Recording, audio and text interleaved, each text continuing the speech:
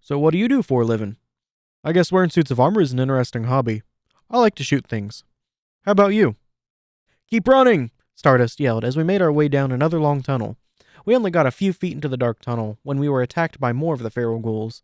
They were laying among the grime and the garbage of what Stardust called a subway. At first, it had only been a couple, but as we blasted them away, more started coming out of cracks and from under old train cars. I got off a few shots with Festus, but soon I ran out of ammo. I should have stocked up on more ammo before we left Cartwheel. I still had the security baton and the rifle I took off the dead raiders, but I didn't have any more bullets for it, and there was only so much I could do with the baton. Stardust's rifle worked better for long range, so our only way out was to just run for it. How many are there? I yelled back, trying not to trip over the garbage that littered the ground. I'm not sure. Maybe a dozen or so, he replied. Can we take them? I asked. I don't know, Stardust yelled as he flew over me, watching for any more zombie ponies that might be down our path.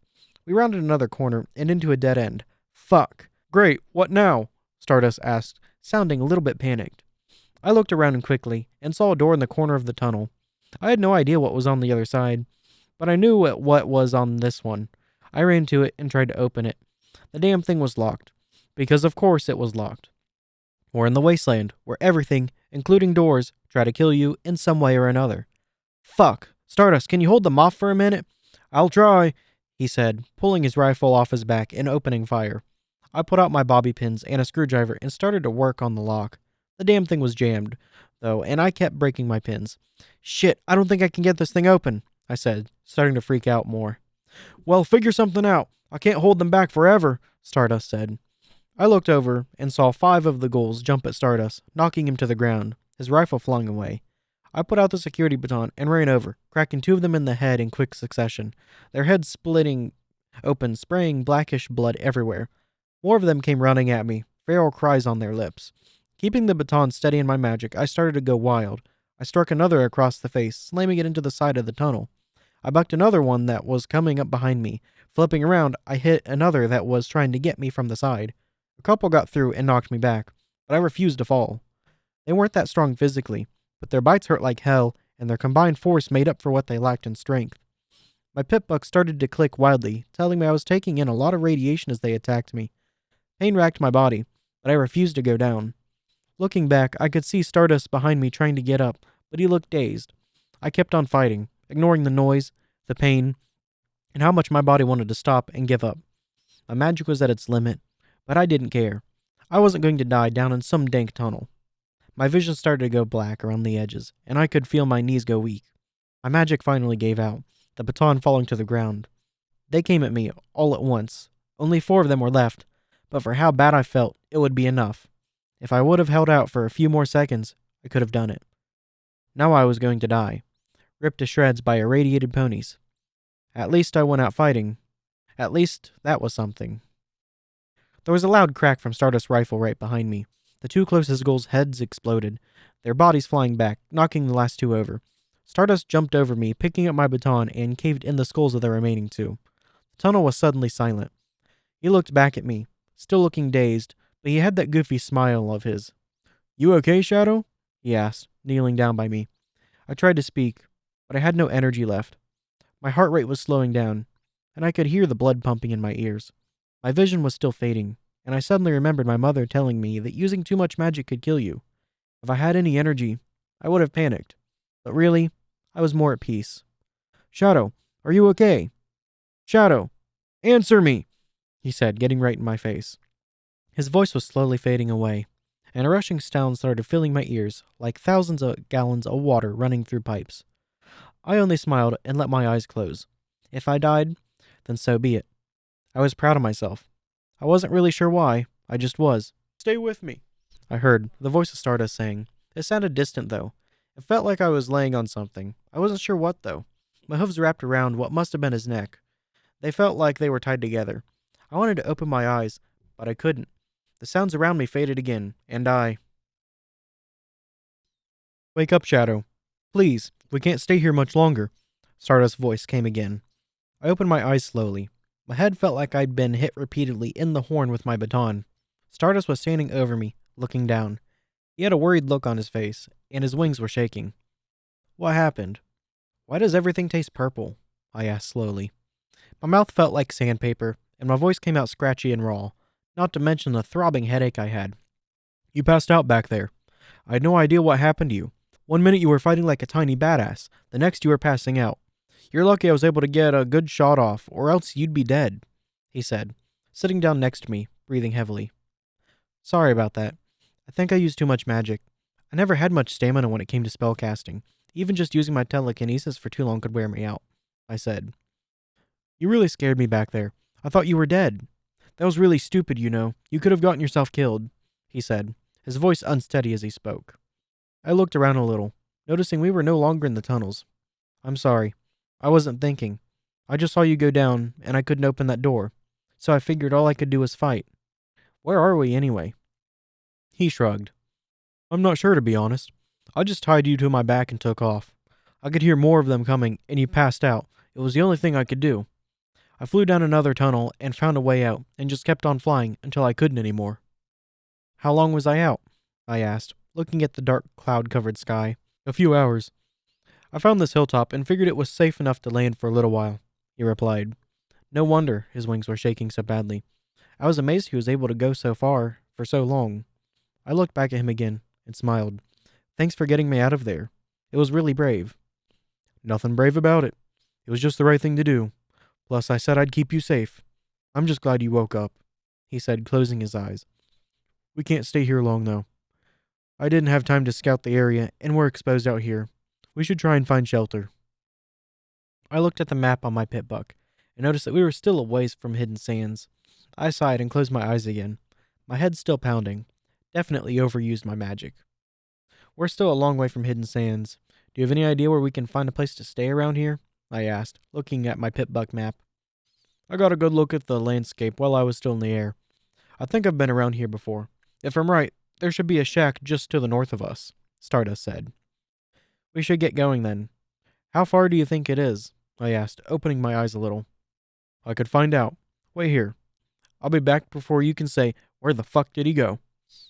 Only because you're all sick and delirious and stuff, he said, jumping into the air and flying off.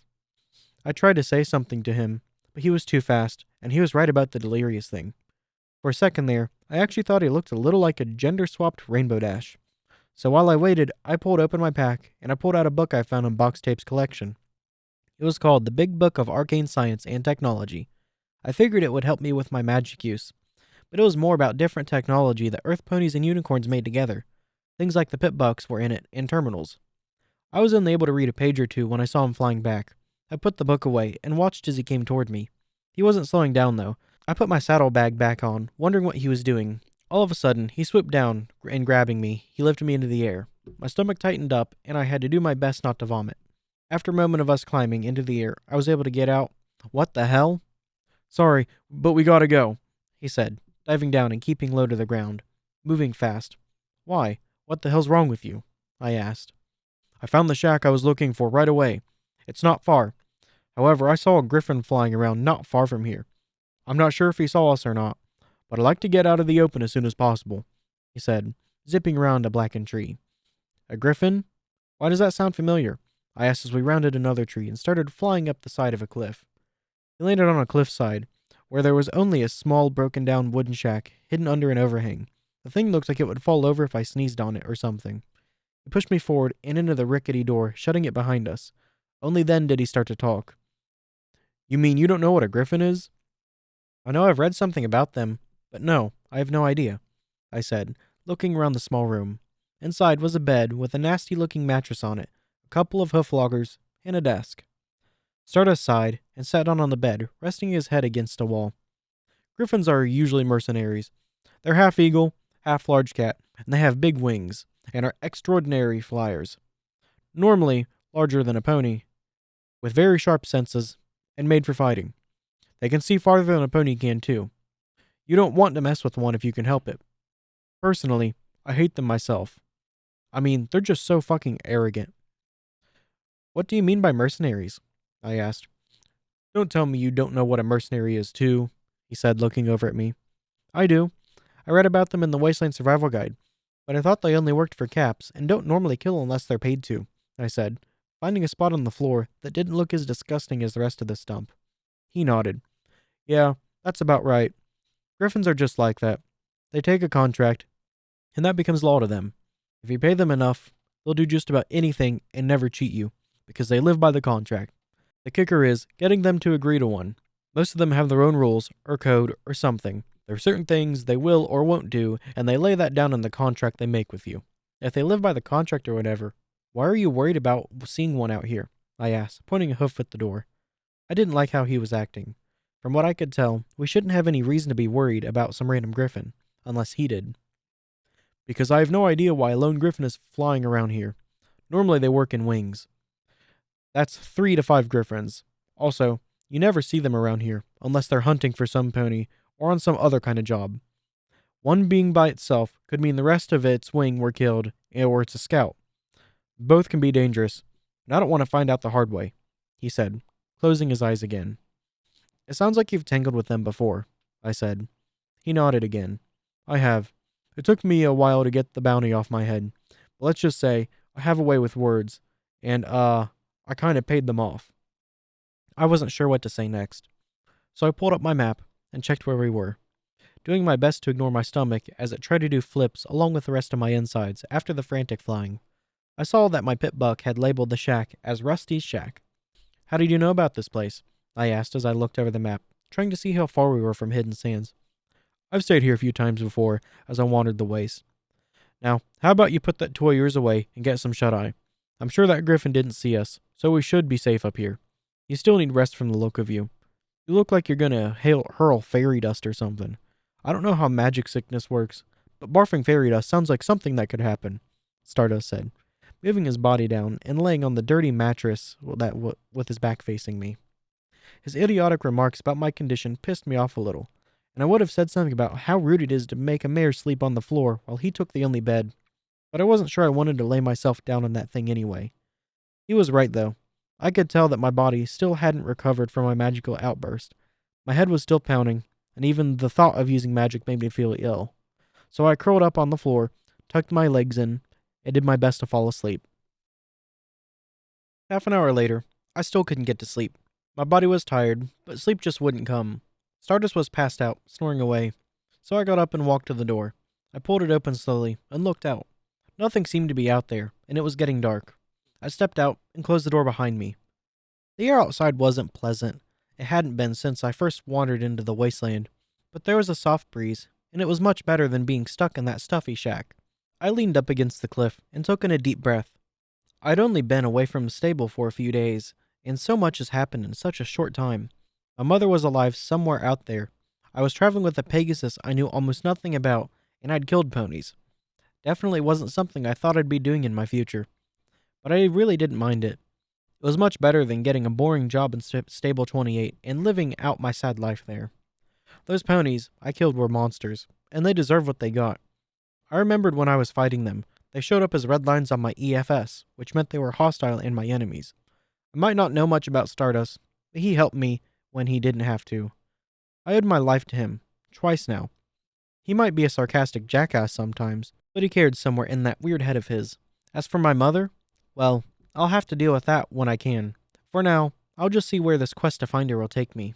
Well, looks like luck's on my side today, a voice said right next to me, with a bit of a rasp. My eyes snapped open, and I looked to my left. Standing there was a creature that I've only seen in a book once, a long time ago. The creature was a little taller than Stardust, with a sharp-looking yellow beak. The front half of its body had black feathers, icy blue eyes, and white talons for its front feet. The tips of its feathers on its head were red, the same for the claws on its talons. It had large wings, folded close to its sides. The tips of the end feathers were also red on its head. The rest of its body looked like a large cat of some kind, black fur that matched its feathers, and a cat-like tail with a red tuft on the end. It was a griffin, and from the sound of its voice, it was female. She smiled at me with that thin beak, holding up a glowing spear with a sharp-looking tip. You wouldn't happen to be that courier pony I've been hearing so much about, would you? The griffin asked. I wanted to jump up and yell for Stardust, but she had the end of that weird-looking spear close to my face, so I responded. I could be. What's it to you? Good to know. I've been looking for you for a couple days now. There's a bounty on your head with a high-paying number of caps, she said. her smile growing wider. Wait, what? How could that be? What did I do to get a bounty on me? I said loudly, trying to alert Stardust. She pressed the tip of the spear to my throat. It pierced my skin a little, a trickle of blood flowing through from a small cut. I'd keep your voice down, small fry. You're coming with me. I figure we can do this the easy way or the hard way. How about you tell me who put the bounty on me? I said a little quieter, trying to show her no fear. Hopefully she couldn't see my fetlock shaking. How about we just do this? She flipped the spear around and struck me over the head. The easy way. I woke up, feeling myself floating in the air. I thought my head hurt before. I was wrong. With the overtaxing my magic and the smack to the head, it was way worse now. I looked up, seeing I was being held in the griffin's talons, floating not too far from the ground. I started to squirm and buck my hind legs in the air. Hey, put me down, damn it, I yelled. Stop squirming. You don't want to fall, even from this height, she said, her talons digging into my forelegs. Fuck you, birdbrain, I said, and stabbed my horn up at her chest. My horn was sharp, but I wasn't strong enough to do much damage, but it could still hurt. She screamed and dropped me. She was right. It didn't look like I was far from the ground, but when I landed and rolled, I found out how fast we were really going. My legs buckled as I hit, and my body started rolling and flipping. I heard something snap, and pain ran up my body, even more so than the pain from hitting the ground. When my body stopped, I tried to stand, but my left foreleg wouldn't hold my weight. It didn't feel broken, but I did hear something snap. I looked around for anything I could use to help me out. Sadly, the wasteland wasn't that kind enough to give me a break. The griffin landed in front of me. Anger etched on her face. That was really fucking stupid of you, kid. You could have been killed, and I'd be out a lot of caps. She pulled out her spear again. Fuck you and your bounty. I'd rather die than find out where you're taking me, I yelled. Damn, pony. If the bounty didn't call for you to be alive, I would have killed you already, she said angrily. Well, I'm not letting you take me alive, so either let me go or kill me. Either way, you lose, I said with a cocky grin. I could tell that she was thinking it over. Finally, she lowered the spear. I can't let you go. Why not? I'm sure there are easier ways to get caps, I said, keeping an eye on the spear. I could tell that something was wrong. For a bounty hunter, she didn't really look like her heart was in it. She was more angry than anything. At what, I'm not sure, but maybe I could find a way to help her out. My life did kind of depend on it. Not for a griffin there, is it? She said, finally sitting down. It's not like I want to do this, but it's all I can do. A girl's got to eat. I haven't been in the wasteland for very long. I find it hard to believe that some pony put a bounty on me, I said, moving into a sitting position. She reached into her own bags and pulled out a slip of paper.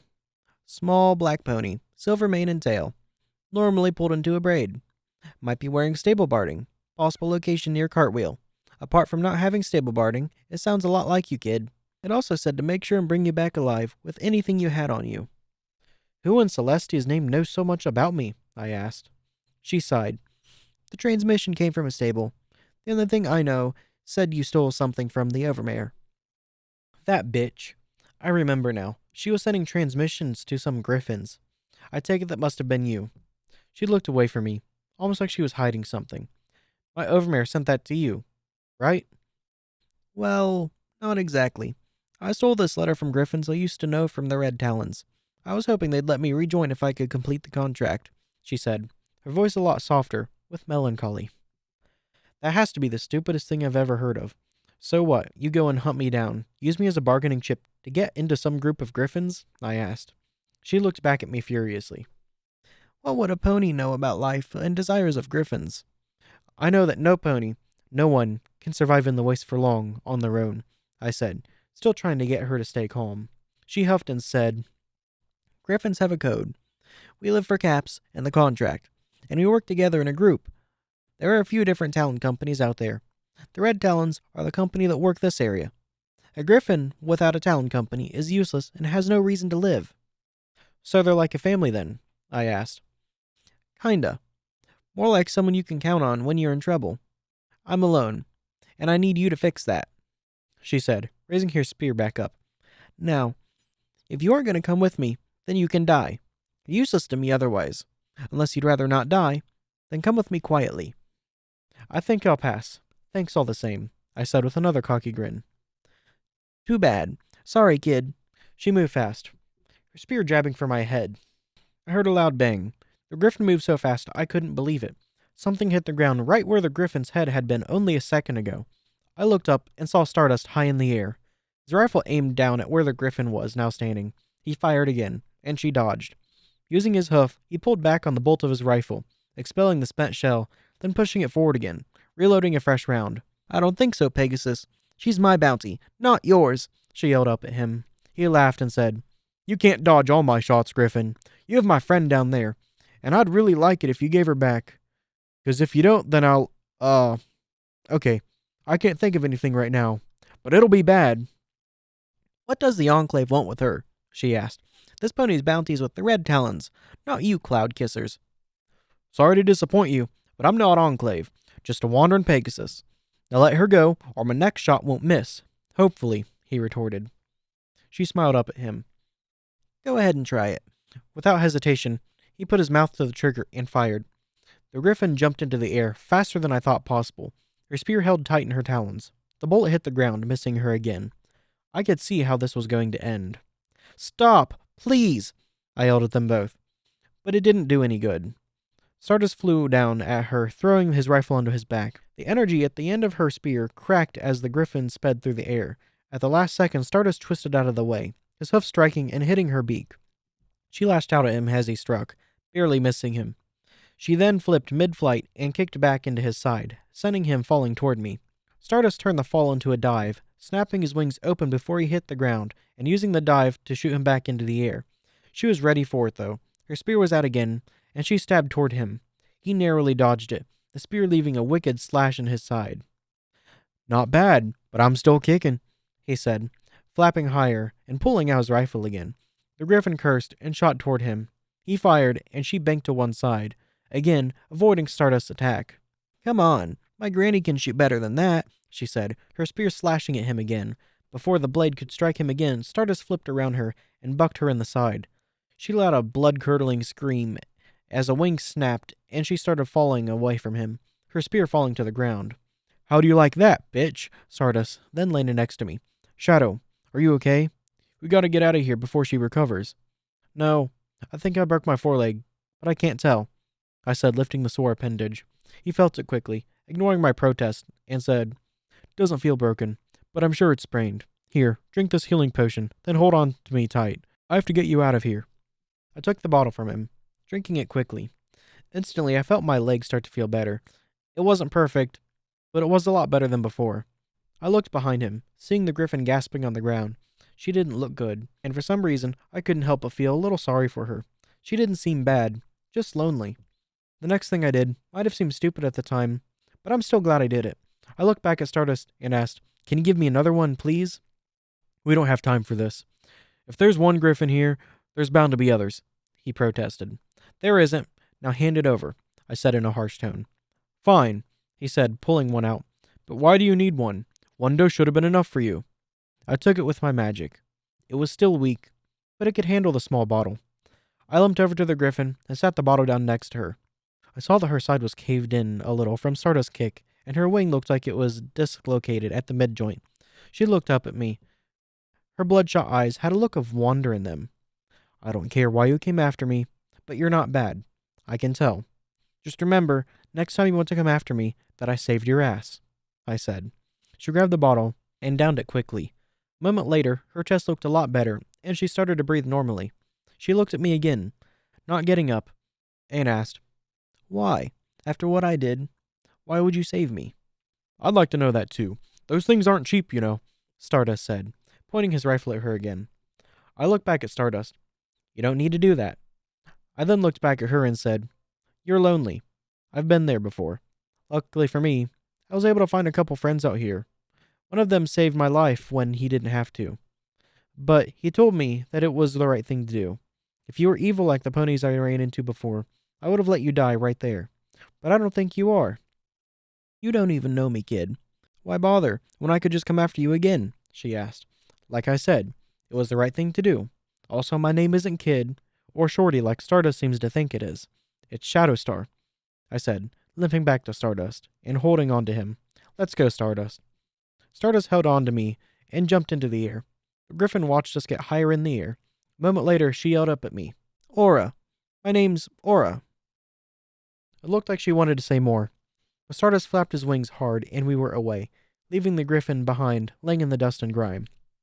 Why did you do that? She tried to kill you, Stardust asked a few minutes later. His wings were still shaking, and I could tell he was still tired, but he kept going. I was getting used to the flying now. It didn't make my head spin as much, and I didn't feel like making it rain pukey chunks from the sky. I'd call that progress. She wasn't red, and she wasn't trying to kill me. She was turning me in for a bounty the Red Talons have on me, I replied. What do you mean she wasn't red? Are you talking about your EFS? He asked, looking confused. Yeah, she wasn't red, so she wasn't hostile, right? She's just lonely and needs a friend, I think. She didn't deserve to die just because of that. Plus, I can't go around killing every pony or griffin I meet, can I? I responded. You can if they're trying to turn you into the Red Talons. They're a nasty bunch. Why would they be after you anyway? He asked again. I have no idea, but I'm sure it has something to do with my pit buck in the Overmare Stable 28, I replied. I thought your stable was cut off from the outside, he said. I did too. But before I left, I read something about her talking with some griffins through some kind of communication. The overmare of my stable knew more about the stable than the rest of the citizens, I'm sure. She has a way of communicating with the outside, I responded. Well, if the Red Talons are after you, then you're going to have to get to the Steel Rangers as quick as we can. How much further from Hidden Sands, anyway? He asked. I turned my head toward my pit buck. The marker was still in place. I looked around and found it on my EFS. It's that way, a little more to the west. It's still a bit of a long way to go. If you can handle it, we should make it there within a few hours. He looked in the direction. I pointed my hoof and adjusted his flight. I got enough rest, so I can handle it. The landscape over there looks a little drier. Wonder if it's hidden in the desert somewhere. If it is, I should be able to make it there in 2 hours or so.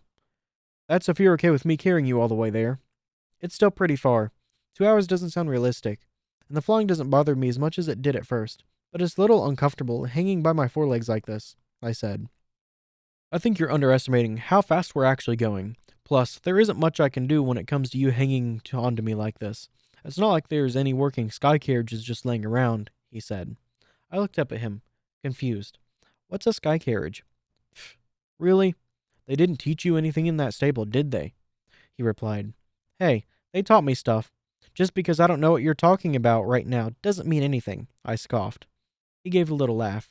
Back in the pre-war days, ponies used to take flyable carriages, also called a sky carriage, to get from place to place quickly. When the megaspells came, most of them were destroyed. The ones that weren't had their spark batteries either stolen or the magic was depleted over the years. We had a couple in my stable, but they didn't do any good because we never left our stable. How hard is it to find the one that works? I asked. Extremely hard. We'd have better luck finding edible food growing in the wasteland. All the time I've been out here, I still haven't found one, he replied. So I guess I'll just have to get used to being carried or holding on for dear life like this, I said with a laugh. Yep, he said with a funny accent, followed by a laugh. I couldn't help but laughing too. I realized just then that I really didn't mind Stardust. He did have his quirks, but so did I. I smiled again and said, Hey Stardust.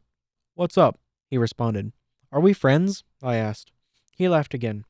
I figured after I saved your ass again that you wouldn't have to ask. Well, I think of you as a friend, Shadow. I like you. I mean, yeah, you have a temper and you don't know when to shut the fuck up. Not to mention, you don't make the smartest decisions sometimes, but you have a good heart. Wow, I don't think any pony's ever said that about me before. Thank you, Stardust. I'm happy to call you my friend, I said happily. Come on now, don't be getting all girly on me. Frou-frou flowers and tea parties aren't really my thing. I'd rather have you keep trying to be a badass, he said with a smirk. I smiled and watched as we flew on, happy with where I was. My day might have started out kind of shitty, but it looked like it was going to get better. Or so I thought. A couple hours later, we were flying over a large, dry landscape. It was starting to get light out as the morning wore on, and the air was getting hot. Really hot. I could hear Stardust panting hard from the flight, and with every flap, his wings shook harder. The map on my pit buck showed we were getting closer to where the Steel Ranger's hidden bunker should be. I hoped we'd get there soon. I didn't like the sound Stardust was making, not to mention that my legs were getting tired, and I was making Stardust more irritable every time I complained about it. You doing okay, Stardust? You don't sound so good, I asked. I'm fine. It's just really hot, and I'm getting tired. But we're almost there, he responded as we went on. Move, a voice said out of nowhere. I looked around for the voice. Move where? What are you talking about, Shadow? He asked. You said move, I replied. I didn't say anything, he retorted. Move, now, the voice said again. There it is again, I started to say, when all of a sudden, there was a crack from a rifle. Stardust screamed, and we started to fall, blood splatter flying through the air. A bullet had gone through his left wing. Without the ability to flap, we started to dive toward the ground in a spiral.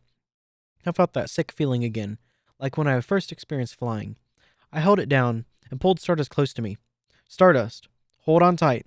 This is probably going to hurt. A lot, I said loudly, clenching my legs around him as we fell. His face was close to mine, twisted in pain. His left wing was limp and was being thrashed by the wind. I concentrated on my magic and watched as the ground came toward us. When we were about to hit the ground, I teleported us. It wasn't far, and I was able to change our direction so that when we hit the ground, our momentum wasn't going down, but forward. It still hurt when we hit the dry, cracked surface of the ground. I rolled with Stardust until he came to a halt. I stood up, on shaking legs, glad nothing broke when we hit. I moved closer to Stardust, again, looking at his wing. The bullet went straight through the bone, from what I could tell, and the wound was bleeding profusely. Stardust, are you okay? I asked, looking around for the shooter. But we landed in the middle of a sandstorm, and I couldn't see more than a few meters in front of me. Fuck, that hurt. What the hell happened? He said, trying to stand, but his legs were shaking too much, either from the pain or from how tired he was from flying for so long. You got shot, I said, and as I said this, I realized that the way the hole looked on his wing, it looked like he'd been shot from above, not from somebody on the ground. Oh shit. What? He asked, reaching into his pack and pulling out some bandages. You were shot from above, I said, looking up at the only area where the storm didn't seem to impede my vision, and saw the culprit. 3 griffins were diving toward us from above. We have to get out of here, Stardust. He quickly wrapped his wing, looking at me, then up. Aw, shit. More griffins. The griffins landed around us before we could even think about moving. 2 looked like males, 1 a female, but not Aura. They had red bands around their necks. The female also had one around her head, with a strange symbol on it. The 2 males had rifles trained on both of us. The female held a long spear similar to the one Aura had, only lacking the glow. Looks like we finally caught you. You've been a bad stable dweller, the female griffin said sarcastically. Yeah? So what if you caught us? Doesn't mean we're going to go with you quietly, Stardust said angrily. Quiet, Pegasus. I could easily kill you and not think twice about it, and I still can, she replied, pointing the spear at him. Captain, wait. He still has his cutie mark. He's Enclave. If we kill an Enclave soldier, we're pretty much declaring war on them. The Talons don't need that kind of attention. Not to mention that the Talons alone won't stand a chance against the Enclave, one of the male griffins said. Yeah, that's right. Kill me and be annihilated, Stardust said casually, nudging me with his good wing when they weren't looking.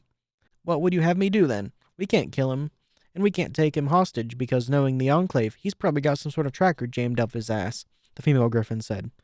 Nuh-uh, Stardust blurted out immediately. Ew, I could have gone my whole life without hearing that and not cared, I said disgusted. Enough of your immaturity.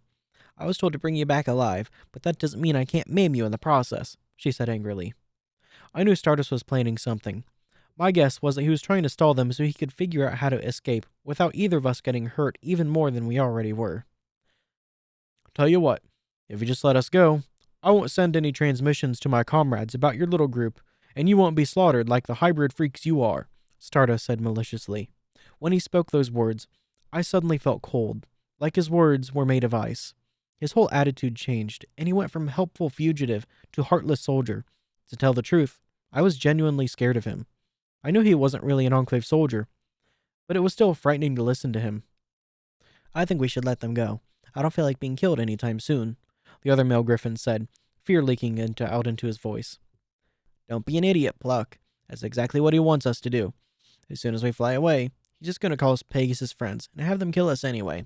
So we're going to take him prisoner, no matter what he says, the female griffin said. What about the tracker he might have on him? Pluck said. Well, we'll just have to find it before we get to our destination, she yelled. Yes, ma'am, Captain Fletch, he whimpered.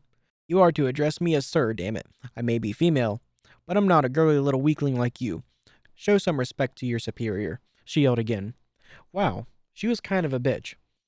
Yes, sir, Captain Fletch, he whimpered again.